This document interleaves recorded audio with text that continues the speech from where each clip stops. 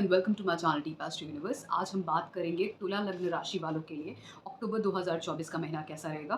तुला लग्न राशि वालों के लिए अगर बात करें तो आपके लग्न अनुसार जो आपका लग्न है लिब्रा, जिसको तुला बोलते हैं, बहुत सारे ऐसे बड़े बदलाव हो रहे हैं जो आप अक्टूबर मंथ में देखेंगे। एक, बृहस्पति ग्रह का वक्री होना, जो लगभग 9 अक्टूबर को वक्री हो जाएंगे। बृहस्पति ग्रह जो वक्री हो रहे हैं उसका रिजल्ट किस तरीके से होगा हर लग्न राशि वालों के लिए, वो सेपरेट वीडियो में मैं बताऊंगी। बाकी एक जो सबसे बड़ा जो चेंज आप देखने को मिलेगा, बहुत सारे लोग जो लोग का काम कहीं ना कहीं शनि और राहु से जुड़ा हुआ है, जो लोगों का खासकर, क्योंकि यहाँ पर पंचम भाव में अभी ट्रांजिट कर रहे हैं आपके शनिदेव, और राहु देव आपके अभी छठे भाव में।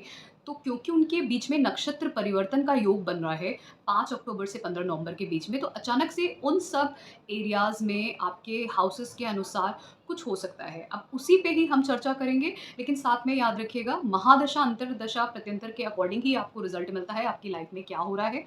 यही इवेंट डिसाइड करते हैं जो बड़े ग्रह होते हैं, शनिदेव, राहु, केतु, बृहस्पति देव, इनके ट्रांजिट के अनुसार इवेंट एक्टिवेट होता है। तो अब शुरुआत करते हैं। जैसे शुक्रदेव की बात करते हैं, लग्न के स्वामी शुक्रदेव आपके सिर्फ वो अष्टम भाव के भी, मतलब 8th हाउस के भी स्वामी बनते हैं, लॉर्ड बनते हैं। वीनस का ट्रांजिट क्योंकि आपके लग्न से ही हो रहा है, जो उनके मूल त्रिकोण राशि है लिब्रा साइन, जिसको तुला राशि बोलते हैं, तो कहीं ना कहीं अचानक से कुछ चीज़ें जो आपकी लाइफ में, जो आपकी ज़िंदगी में रुकी हुई थी, वो अचानक से आपसे संबंधित चीज़ें, जो आपकी हेल्थ से हो, आपकी फिटनेस से हो, आपकी पर्सनालिटी से हो, आपकी माइंड को लेके आपसे जुड़ी हुई कोई भी चीज़ें हैं, आप चाह रहे थे कि आप अपनी पर्सनालिटी को लेके कुछ ब्यूटिफिकेशन करना, मतलब हो सकता है आप अपनी हेल्थ पे ध्यान नहीं दे रहे थे, या आप सोच रहे थे आप अपने लिए कुछ कपड़े खरीदेंगे, कुछ ज्वेलरी खरीदेंगे, या कुछ अपना कुछ करवाएँगे, मतलब मे बी आप अपना कुछ पार्लर जाके कुछ तो अपने लिए कुछ करना चाहेंगे, ठीक है? कुछ खरीदना चाहेंगे, किसी भी तरीके से अपने कम्फ़र्ट के लिए कुछ करना चाहेंगे। तो इस समय में वो अचानक से आपका कुछ भी प्लान हो सकता है, लेकिन बहुत अच्छा समय है। इसी तरीके से 13 अक्टूबर के बाद भी इनका ट्रांज़िट शुक्रदेव का, क्योंकि आपके दूसरे भाव वृश्चिक राशि से होगा, तो ये भी बहुत अच्छा है। कभी भी किसी ग्रह का अपनी राशि से दूसरी राशि में जाने का मतलब है वो स्ट्रॉन्ग हो गई है, सस्टेनेंस दिखाता है उसका, तो अच्छा रिजल्ट देता है। तो अब पहले और अष्टम भाव का जो भी रिजल्ट होगा वो बहुत अच्छा होगा। अब कहीं ना कहीं आप ये देखेंगे, आप बहुत ही ज़्यादा, आपका लग्न का ट्रांजिट क्योंकि अच्छा हो रहा है, तो आप स्वयं में बहुत खुश होंगे, और साथ में परिवार में भी खुशियाँ होंगी। धन बढ़ेगा आपका, कहीं ना कहीं से धन बढ़ेगा, मनी का बढ़ना दिखता है। लोगों में एक अट्रैक्शन, एक जो आपकी फैमिली में जो एक बॉन्ड होता है, वो एनर्जी दिखती है, बहुत अच्छा अट्रैक्शन दिखता है, मनी ग्रोथ दिखती है। इस तरीके की चीज़ें यहाँ पर होती हुई दिखती हैं, जिनको अगर वो चाह रहे थे कुछ लाभ, खासकर अपने स्पाउस से कुछ लाभ, उनको स्पाउस से भी लाभ हो सकता है, क्योंकि जो राशि है वो मंगल देव की राशि है, और मंगल देव की दूसरी राशि आपके सप्तम भाव में आती है, 7th हाउस में। तो इसलिए स्पाउस से, आपके पति पत्नी से आपको धन का लाभ भी हो सकता है। कुछ ऐसी चीज़ें, या कुछ गिफ्ट मिलना, इस तरीके की भी चीज़ें हो सकती हैं, या साथ में एंजॉय कर रहे हैं, फैमिली एंजॉय कर रही है। इसी तरीके से जो मैंने दूसरा जो सबसे बड़ा ट्रांजिट का बताया है, वो है शनिदेव और राहुदेव का जो नक्षत्र परिवर्तन है। शनिदेव अभी वक्री हैं पंचम भाव में, राहुदेव हमेशा ही वक्री रहते हैं और छठे भाव में हैं, ट्रांजिट कर रहे हैं। छठे भाव में मीन राशि है आपके, शनिदेव इस वक्त पंचम भाव कुंभ राशि में। शनिदेव की एक राशि मकर राशि है, जो आपके चौथे भाव में आती है। अब शनिदेव क्योंकि आपके पंचम भाव में है, वक्री है, इस वक्त वो राहु देव के नक्षत्र में 5 अक्टूबर को चले जाएंगे, और राहु देव शनिदेव के नक्षत्र में रहेंगे। ये नक्षत्र परिवर्तन का असर आपको 5 अक्टूबर से 15 नवंबर के बीच में दिखेगा। तो अचानक से आप अगर किसी एजुकेशन में है, सपोज करिए आप बैचलर एजुकेशन में कुछ कर रहे हैं, जैसे आप स्कूल में थे, बैचलर एजुकेशन में जाना चाह रहे हैं, कोई कॉम्पिटिटिव एग्जाम में अचानक से क्लियर हो सकता है आपका। बैचलर एजुकेशन में है, आप कोई इंटरव्यू दे के मास्टर्स में जाना चाह रहे हैं, या फिर आप किसी जॉब में, गवर्नमेंट जॉब में जाना चाह रहे हैं, तो वो अचानक से क्लियर हो सकती है। इस समय में अचानक से उसमें बहुत कुछ अच्छा हो सकता है। लेकिन यहाँ पर रिलेशनशिप में जो लोग हैं, उनको वहाँ पे प्रॉब्लम आ सकती है। लव रिलेशनशिप में बच्चों के साथ, आपके बच्चों के साथ अचानक से कुछ अगर आपके बच्चे छोटे हैं, उनके साथ कुछ इश्यू हो सकता है। हेल्थ इश्यू खासकर ज़्यादा दिखता है, कुछ हेल्थ इश्यू अचानक से हो सकता है, इसका आपको ध्यान देने की ज़रूरत रहेगी। इसी तरीके से अगर बात करें तो आपके मैरिज में भी, और खासकर आपके मैरिज के साथ साथ आप ये देखेंगे, जो आपकी इच्छाएं हैं, आपके अंदर बहुत सारी इच्छाएं होंगी कि आपकी ये इच्छा पूरी हो जाए, ये इच्छा पूरी हो जाए, पर किसी कारण से वो इच्छाएँ अभी फ़िलहाल आपकी अटकी हुई हैं, वो आपकी पूरी नहीं हो पा रही होंगी। आप देखेंगे कि शादी में भी कुछ ना कुछ उतार-चढ़ाव आ रहा होगा अगर आप शादीशुदा हैं। बिज़नेस में भी कुछ प्रॉब्लम आ रही होंगी अगर आपका बिज़नेस है तो। नहीं है, तो शादी के लिए जो लोग प्रयास भी कर रहे होंगे ना, तो उनके भी वहाँ पर रुकावट आएगी, ठीक है? तो इच्छाएँ ना पूरी होने के थोड़े बहुत चांसेज़ यहाँ पे बनते हैं। आपकी इच्छा होगी, लेकिन वहाँ पर आपको बार-बार प्रयास करना पड़ेगा। लेकिन ख़ासकर 5 अक्टूबर से 15 नवंबर के बीच में कुछ बड़ी चीज़ होगी आपकी लाइफ़ में, आपसे जुड़ी हुई या आपके बच्चों से जुड़ी हुई। ख़ासकर हेल्थ का, बच्चों की हेल्थ का ध्यान रखिए। लव रिलेशनशिप में जो लोग हैं, उन पे आपको ध्यान देना चाहिए, लव रिलेशन। लेकिन जो लोग कॉम्पिटिटिव एग्ज़ाम की, किसी भी एग्ज़ाम की तैयारी कर रहे हैं, किसी भी पोज़ीशन की, कुछ कॉलेज या इंस्टीट्यूट में जाने के लिए तैयारी कर रहे हैं, उनके लिए कुछ अचानक से हो सकता है। इस तरीके की चीज़ें यहाँ पर बनती हैं। इसी तरीके से घर परिवार के लिए भी आप घर परिवार में भी ध्यान दीजिएगा, अपनी मदर की हेल्थ का भी ध्यान रखिएगा, इस चीज़ के लिए भी मैं बोलूँगी। और अचानक से आपके होम लाइफ़ में भी कुछ ट्रबल्स आना, डिस्टर्बेंस होना, इसका भी ध्यान रखिएगा। बात करते हैं अब हम केतु देव की। केतु देव फिलहाल आपके छठे भाव में राहु देव है, केतु देव आपके 12वें भाव में है। इसी तरीके से अगर हम बृहस्पति देव को देखें, बृहस्पति देव फिलहाल आपके अष्टम भाव में है। अष्टम भाव के बृहस्पति देव को बहुत अच्छा नहीं माना जाता है, क्योंकि यहाँ पर बृहस्पति देव कहीं न कहीं आपके 12वें भाव को देखते हैं, आपके दूसरे भाव को देखते हैं और आपके चौथे भाव को। तो यहाँ से बैठ के, क्योंकि वो अष्टम भाव में है, तो अष्टम भाव का असर रहता है।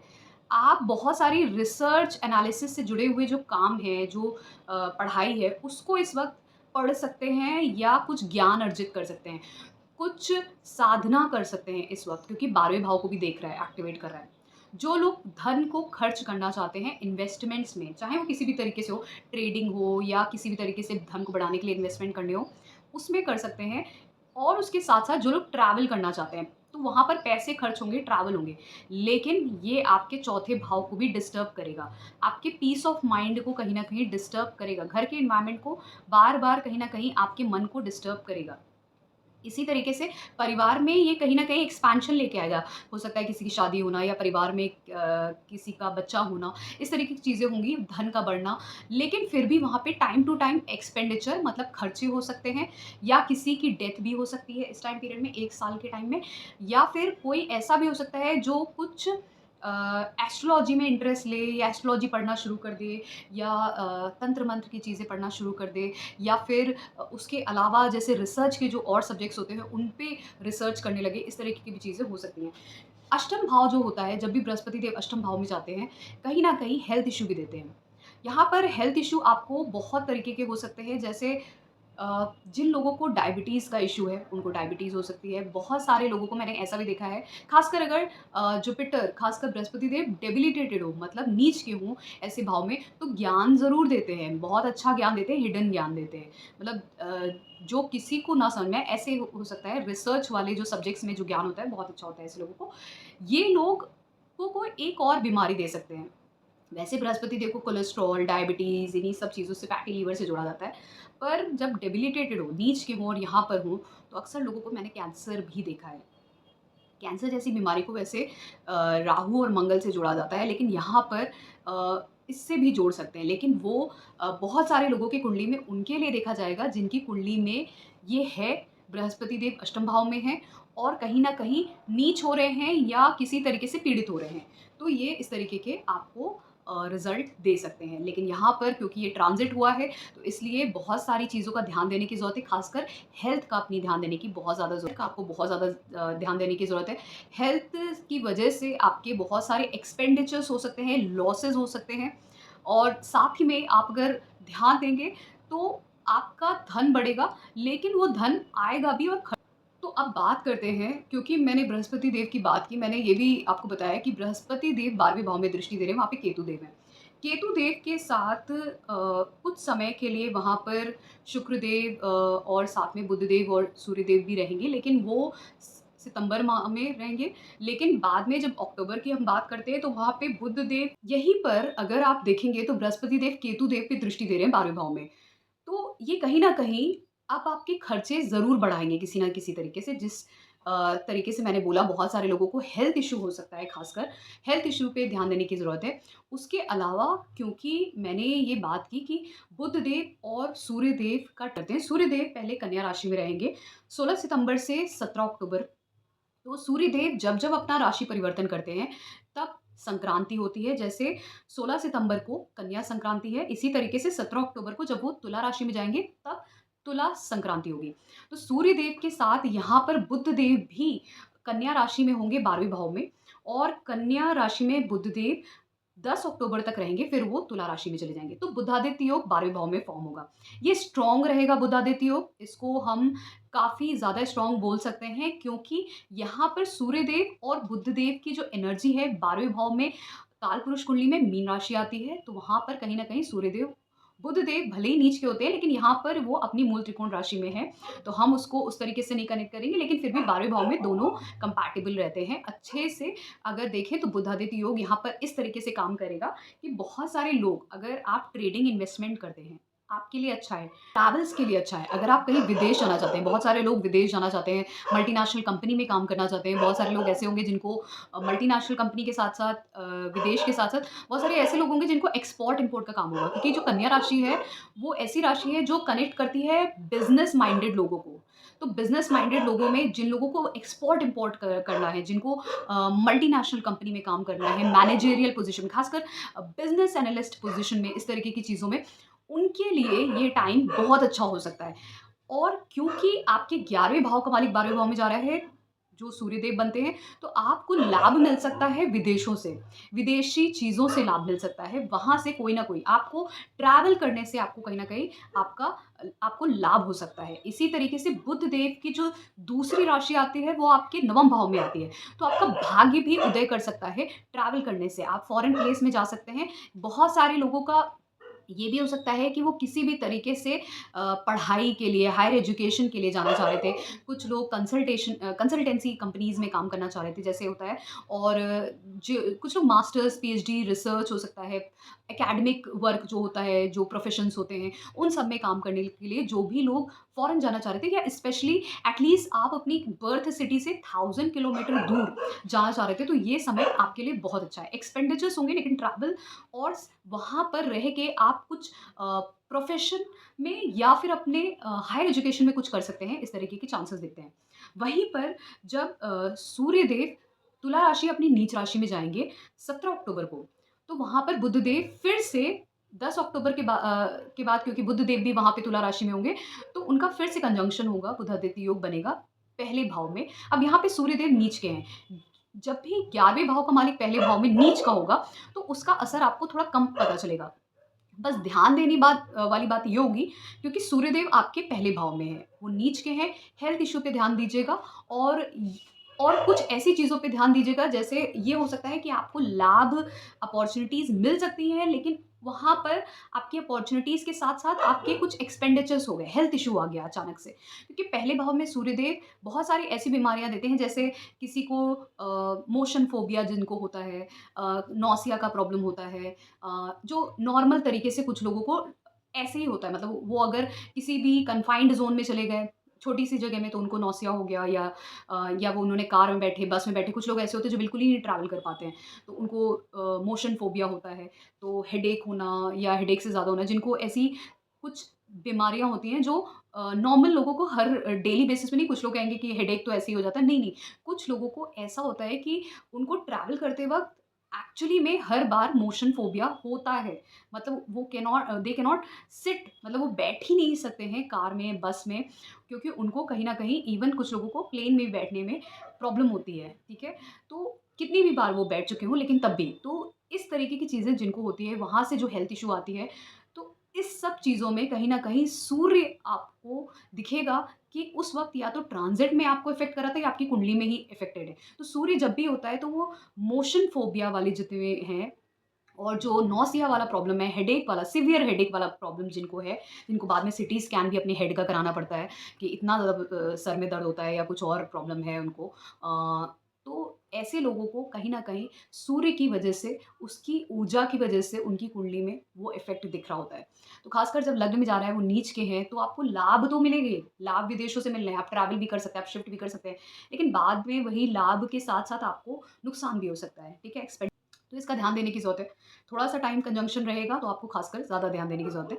बहुत बड़ी चीज़ नहीं है लेकिन एक ट्रांज़िट है तो इसलिए आपको ध्यान देना पड़ेगा। मंगल देव की, अब मंगल देव का जो ट्रांज़िट है वो पहले मिथुन राशि में ही होगा। अब मिथुन राशि आपके 9वें भाव में आती है और मंगल देव आपके सप्तम और दूसरे भाव के मालिक हैं, डबल मार्केश बनते हैं आपके लिए। तो कहीं न कहीं नैसर्गिक रूप से आपके लिए मंगल देव कठिनाई का कारण बन सकते हैं, क्योंकि मार्केश हैं, वो भी डबल मार्केश हैं। तो धन भी देते हैं, शादी में भी मदद करते हैं, अगर इनकी महादशा होगी तो शादी भी हो जाएगी, महादशा अंतर्दशा, धन भी आएगा। लेकिन क्योंकि अब 9वें भाव में जा रहे हैं अपनी शत्रु राशि में, तो यहाँ पर कहीं न कहीं आपको अपने पिता समान लोगों से, बॉसेस से, गुरुज़ से वाद-विवाद करते वक़्त, मतलब किसी से बात कर रहे हैं, वहाँ पर ध्यान रखना है कोई लड़ाई-झगड़ा ना हो जाए। बोलते-बोलते आप कुछ ऐसा बोल जाओ, जो सामने वाले को बुरा लग जाए, ठीक है? इस तरीके की चीज़ें आपको ध्यान रखनी होंगी और क्योंकि ये 20 अक्टूबर तक है, 20 अक्टूबर के बाद मंगलदेव अपनी नीच राशि में जाएँगे, जो है कर्क राशि, जो 10वें भाव में आएँगी। तो यहाँ पर मंगलदेव की ऊर्जा है जो होती है, वो थोड़ी शांत हो जाती है, वो जल तत्व राशि वहाँ पे शांत हो जाती है उनकी ऊर्जा मंगलदेव की। तो यहाँ पर मंगलदेव नीच के हो जाते हैं। इसकी जो स्टोरी है वो लिंक्ड है हमारे हनुमान जी से, जो लंका को पार करने के लिए समुद्र के ऊपर से गए थे। वो चाहते तो तैर के भी जा सकते थे, उनके पास तो इतनी शक्तियाँ हैं। लेकिन वो ऊपर से उड़ के गए थे। क्यों गए थे? उसका यही रीज़न है कि भले ही मंगलदेव बुध के राशि में शत्रु राशि हो, वो स्ट्रेट फॉरवर्ड मतलब कड़वा बोल सकते हैं, सीधा बोल सकते हैं, डिप्लोमेसी नहीं हो सकती है, लेकिन फिर भी यहाँ पे बहुत सारे ऐसे लोगों को देखा गया है जो अच्छे मैनेजेरियल पोज़ीशन पे हैं, बहुत बड़ी ऊँची पोज़ीशन पे हैं, जहाँ पर आपको सामने वाले को कमांड करना होता है, ठीक है? ऐसा है। बिज़नेस वाले, बिज़नेस एनालिस्ट, बिज़नेस पोज़ीशन पे, मैनेजेरियल पोज़ीशन पे, हेड पोज़ीशन पे जो लोग होते हैं। तो इस तरह की कॉम्बिनेशन, लेकिन जब यही मंगल देव कर्क राशि में जाएँगे आपके 10th भाव में, मंगल देव आपके सप्तम और दूसरे भाव के मालिक बनते हैं। तो कहीं न कहीं ये आपका अचानक से अ, कार्य क्षेत्र में आपको धन का लाभ करा सकते हैं और साथ में आपके बिज़नेस में भी, अगर आप बिज़नेस में भी हैं तो वहाँ पे भी धन का लाभ अचानक से करा सकते हैं। लेकिन ये भी देखिएगा कि इसके बाद वहाँ पर शादी में प्रॉब्लम कर सकते हैं, क्योंकि यहाँ से उनकी सप्तम दृष्टि चौथे भाव पे पड़ेगी। सप्तम दृष्टि चौथे भाव पे पड़ेगी तो कहीं न कहीं आपका जो घर है, जो आपका जहाँ पे रहते हैं, जिन लोगों के साथ घर पे अ, वहाँ पर एक कड़वाहट सी आएगी, लड़ाई-झगड़ा हो सकता है, थोड़ा-सा मनमुटाव हो सकता है 2 लोगों के बीच में, परिवार के बीच में। इस तरीके से जो लोग लव रिलेशनशिप में हैं, उनके भी बीच में प्रॉब्लम आ सकती है। अपने बच्चों के साथ आप जब डील कर रहे हैं तो सही से डील करिए, क्योंकि वहाँ पे भी आपका जो गुस्सा हो सकता है, वो अपने बच्चों पे निकल सकता है। वहाँ पे क्योंकि क्या है, जो मंगल देव हैं, वो कहीं न कहीं उनकी जो ऊर्जा है वो कर्क राशि में जाकर मतलब वो बिल्कुल एकदम अ, पानी में जब कोई भी आग डालेंगे तो वो बुझ जाएगी। तो इसी तरीके से होता है, लेकिन फिर भी यहाँ पर मंगल देव जब दृष्टि देते हैं, अष्टम दृष्टि, सप्तम दृष्टि, चौथी दृष्टि, वो दृष्टियाँ जो होती हैं मंगल देव की, वो फिर भी वैसा ही प्रभाव देती हैं। सप्तम दृष्टि उनके उच्च राशि पे जा रही है, तो उसका प्रभाव आपको अच्छा मिलेगा, अच्छा खासा मिलेगा। कोई प्रॉपर्टी व्हीकल बाय करना चाहते हैं, तो वो मिल सकता है, लेकिन घर-परिवार में थोड़ी-सी लड़ाई-झगड़ा हो सकता है।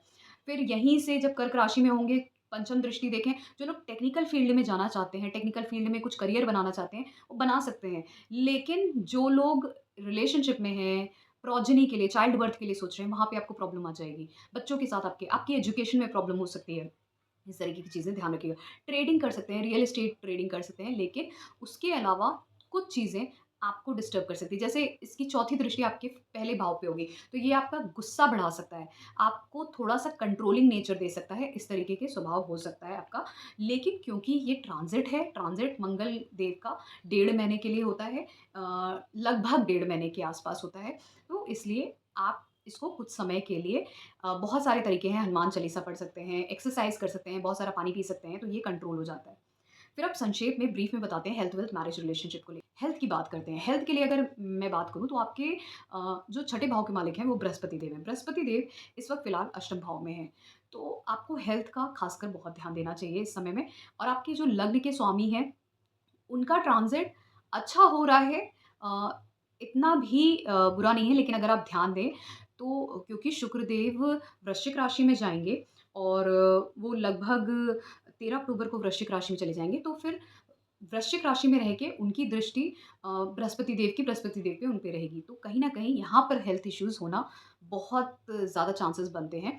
ख़ासकर फैटी लीवर, इंडाइजेशन, कोलेस्ट्रॉल बढ़ना और आपका डायबिटीज़, इन सब तरीके की जो चीज़ें डिज़ीज़ेज़ होती हैं, उनके चांसेस बहुत ज़्यादा बनते हैं। तो आपको ध्यान रखने की ज़रूरत रहेगी।